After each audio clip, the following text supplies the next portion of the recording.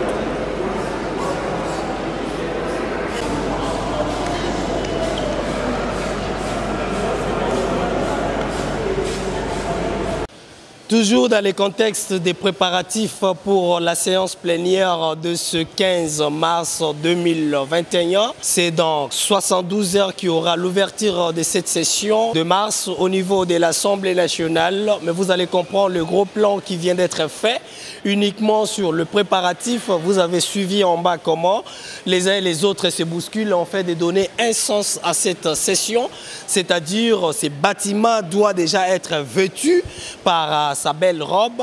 Et pour ce faire, nous sommes au niveau de la salle du banquier. Vous allez comprendre avec nous comment la salle du banquier était, parce que ceux qui suivaient Top 243 News, vous allez découvrir qu'il y a une différence, parce que la différence en est que c'était dans cette même salle qui avait abrité les sommets de la SADC. En ce moment même, il y a les travaux de changement de cette salle, la transformation de cette salle, qui permet souvent aux différents présidents des groupes parlementaires pour prendre des décisions à chaque fois qu'il y a une plénière dans une session quelconque.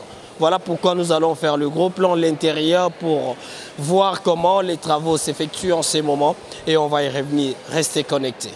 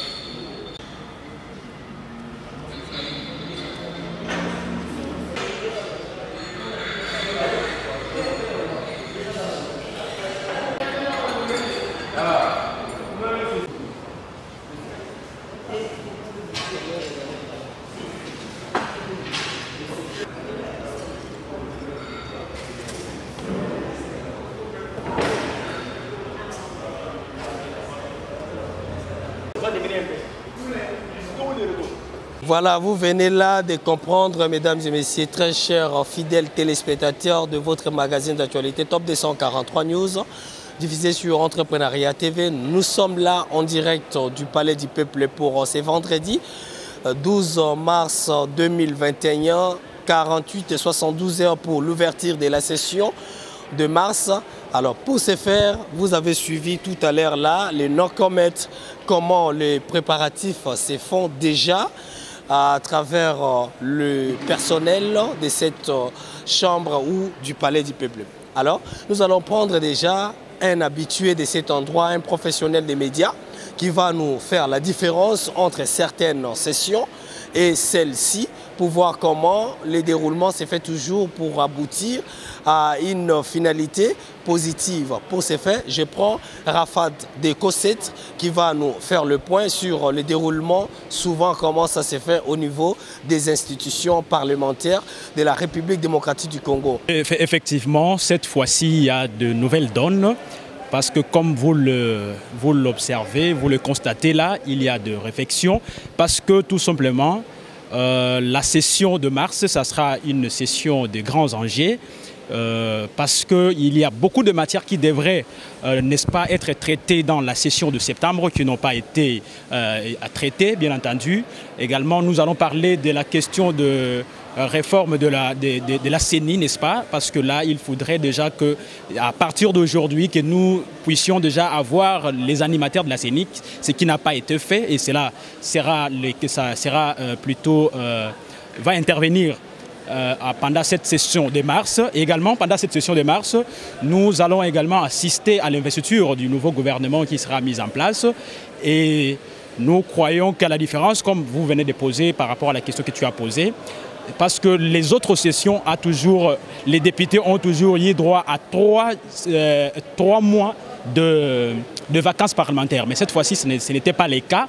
Ils ont eu seulement droit à un seul mois à cause de la session extraordinaire qui était ouverte au mois de janvier, le 3 janvier qui s'est clôturé le 3 février également. Et les députés et sénateurs ont eu, je dirais, droit à un seul mois de vacances parlementaires.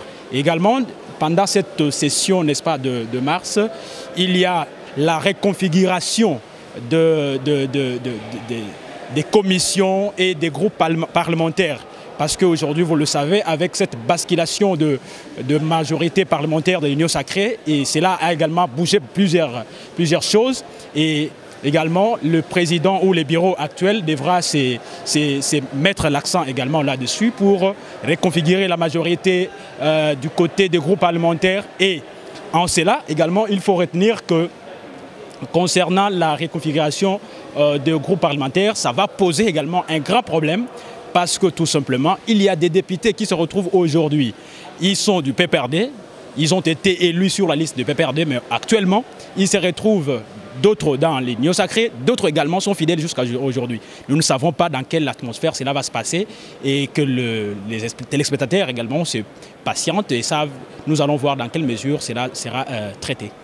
Merci Rafat pour les comptes des médias en ligne et Kosset pour l'éclaircissement. Vous venez là de comprendre avec notre confrère journaliste parlementaire au niveau de l'Assemblée nationale de la République démocratique du Congo. Il a donné l'essentiel de ce qui sera au menu de la session ordinaire du mois de mars. Donc, l'essentiel de ceux qui seront traités, au moins qu'il y ait d'autres donnes qui vont s'ajouter, parce que dans l'histoire, à moins qu'il y ait d'autres choses qui vont s'ajouter, mais sinon, ce que Rafat vient de dire, c'est vraiment la quintessence d'ailleurs de la session, parce qu'il y a plusieurs sessions. Par exemple, la session de septembre se focalise souvent sur la session budgétaire, n'est-ce pas, qui constitue aussi le contrôle du gouvernement. Malheureusement, dans le système de l'Assemblée nationale inédit, vous avez vu comment le bureau Mabunda vient d'être tombé, alors quelque chose qui n'a jamais eu lieu en République démocratique du Congo. Vous avez certainement compris sur le gros plan concernant le préparatif de la session de mars au niveau de l'Assemblée nationale. Nous allons prendre un autre analyste ou journaliste parlementaire pour nous donner aussi sa version en rapport avec le préparatif de cette session. Nous te disons merci déjà. Merci mon ami. Mesdames et messieurs, après Rafat de Kosset, notre confrère journaliste parlementaire, nous allons prendre notre aîné qui connaît bien l'histoire de la chambre basse du Parlement, Maxime, qui va nous expliquer sur les enjeux en rapport avec la session de mars.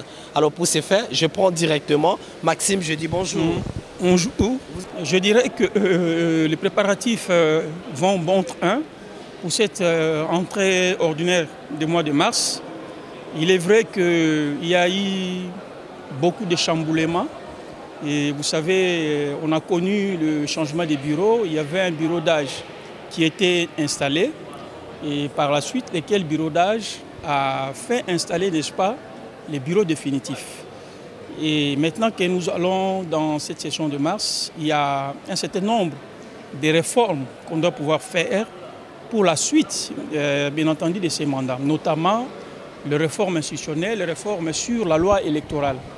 Vous êtes sans ignorer qu'il y a quasiment 2 ans et demi qui nous reste pour que nous puissions aller aux nouvelles élections de 2023. Mais jusque-là, nous avons l'ancienne formule de la CENI. La loi électorale doit aussi être retouchée parce que nous sommes dans un autre mandat. Il y a un certain nombre de tâches auxquelles la CENI peut, n'est-ce pas, s'appesantir, notamment les nettoyages du fichier, la formation, n'est-ce pas, d'agents et cadres, n'est-ce pas, de la CENI. Voilà, bien entendu, la plus grande réforme que les députés nationaux vont devoir, n'est-ce pas, aborder pour cette session de mars. Et il y aura aussi certainement le problème de contrôle parlementaire, qui est une des grandes missions essentielles, n'est-ce pas, des députés nationaux. Et avec aussi le nouveau vent de l'Union sacrée de la nation, l'Assemblée nationale va aussi investir le nouveau gouvernement avec le nouveau Premier ministre qui a été nommé par le chef de l'État. Nous attendons incessamment l'annonce de ce gouvernement parce qu'à travers les différentes tractations qui se font avec les différents responsables des partis politiques, j'espère que cette session, ça sera une session de beaucoup d'enjeux, dans la mesure où ça va déjà donner une ligne de conduite pour les échéances de 2023. Parce qu'en réalité, l'année qui reste, la dernière année 2023, ça sera une année électorale. Pratiquement, il n'y aura pas le temps matériel pour qu'on puisse apprêter les choses. Voilà pourquoi l'année prochaine, 2022, il va falloir qu'on ait déjà pratiquement tout l'arsenal sur le plan organisation des élections, etc. Donc, c'est dire que ça sera vraiment une session de tous les enjeux pour que déjà nous ayons une idée sur ce que sera, bien entendu, l'avenir politique de notre pays à travers les élections. Comme vous le savez, il y a des voix qui s'élèvent, qui disent déjà qu'on ne risque pas d'avoir des élections en 2023. Vous avez suivi le président de la CENI, Corneille Nangaa, avait dit la CENI est disposée, n'est-ce pas, à organiser des élections si le gouvernement lui donne le moyen. En dépit de petits retards qu'on a enregistrés, mais la CENI dispose de quelques atouts, les anciens matériels qu'elle pourra utiliser pour que les élections se tiennent, bien entendu, dans des temps matériels voulus. Et donc, nous disons que les élections vont réellement avoir lieu si le gouvernement met des moyens à la disposition de la CENI et pour qu'on arrive en 2023 à organiser ces élections, qu'il n'y ait pas de glissement. Comme nous avions vécu avec les gouvernements passés, il y avait beaucoup de glissements. Cette fois-ci, nous pensons qu'il n'y en aura pas. Parce que ceux qui gèrent, évidemment, sont en quelque sorte les champions du respect constitutionnel. Et voilà pourquoi nous osons croire qu'avec eux, en 2023, on va organiser des élections comme il se doit. Merci. Vous venez de suivre et là, Maxime vient de finir de donner son point de vue. C'est un collègue de la presse parlementaire. Nous allons prendre notre ami Arnold, qui est un éditeur, également journaliste parlementaire. Il va nous expliquer comment se prépare-t-il déjà cette session de mars, parce que la population telle que vous êtes, vous avez besoin de comprendre pourquoi une session au niveau de l'Assemblée nationale, pourquoi une rélecture peut-être d'une proposition de loi au niveau de la Chambre haute du Parlement, c'est-à-dire le Sénat. Alors toutes ces questions, on va essayer d'analyser ensemble avec notre cher collègue qui vient d'arriver déjà, Arnold, je viens de le présenter. Arnold, bonjour. Bonjour. C'est quoi une session, une nouvelle session, session de septembre, session de mars dans des deux chambres? Qu'est-ce que la population peut retenir de l'ouverture d'une session et une session extraordinaire? Tout d'abord, par rapport à la session c'est une période dans laquelle les travaux parlementaires se font sur base d'un calendrier bien établi. Et il y a ce qu'on appelle la session essentiellement budgétaire et la session qui est consacrée essentiellement au contrôle parlementaire. Vous êtes sans ignorer que le législateur, le député national ou les sénateurs a des missions qui lui a été assignées par la Constitution. La première mission est celle de légiférer. Et donc la seconde mission, c'est de contrôler l'action du gouvernement, aussi bien de contrôler les mandataires publics dans les entreprises de l'État. Pour la session qui débute, c'est lundi ici, c'est la session de mars, appelée la session de mars. C'est une session qui sera consacrée essentiellement sur le contrôle parlementaire.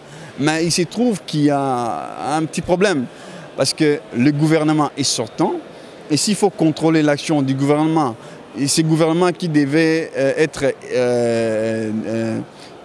investi par le Parlement n'est pas encore publié. Donc, ce que nous pouvons s'attendre à cette session de mars, c'est premièrement l'investiture du nouveau gouvernement, le gouvernement Lukonde, et puis nous allons auditionner le programme du Premier ministre par rapport à toutes les préoccupations de la vie nationale ici en République démocratique du Congo. C'est ça l'enjeu premier de cette session.